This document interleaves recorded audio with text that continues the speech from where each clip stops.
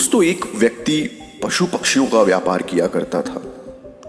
एक दिन उसे पता लगा कि उसके गुरु को पशु पक्षियों की बोली की समझ है।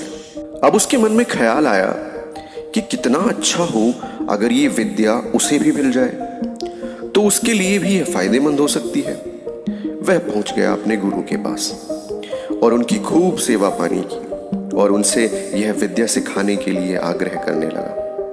गुरु ने उसे विद्या सिखा तो दी, लेकिन साथ ही उसे चेतावनी भी दी कि अपने लोभ के लिए वो इसका इस्तेमाल नहीं करे, अन्यथा उसे इसका बुरा फल भोगना पड़ेगा।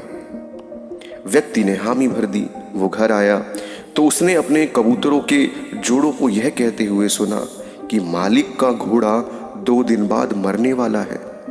इस पर उसने अगले ही दिन घोड़े को अच्छे दाम पर बेच दिया।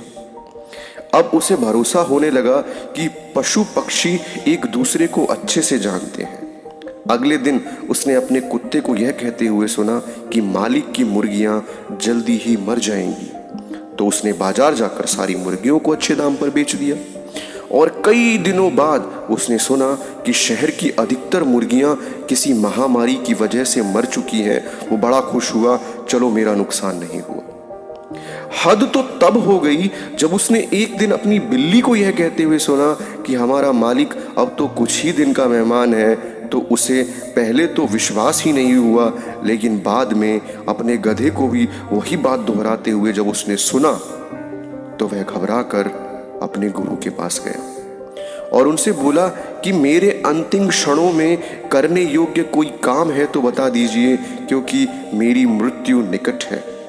इस पर गुरु ने उसे डांटा और कहा कि मूर्ख, मैंने पहले ही तुझसे कहा था कि अपने हित के लिए, अपने स्वार्थ के लिए इस विद्या का उपयोग मत करना, क्योंकि सिद्धियां ना किसी की हुई हैं और ना किसी की होंगी।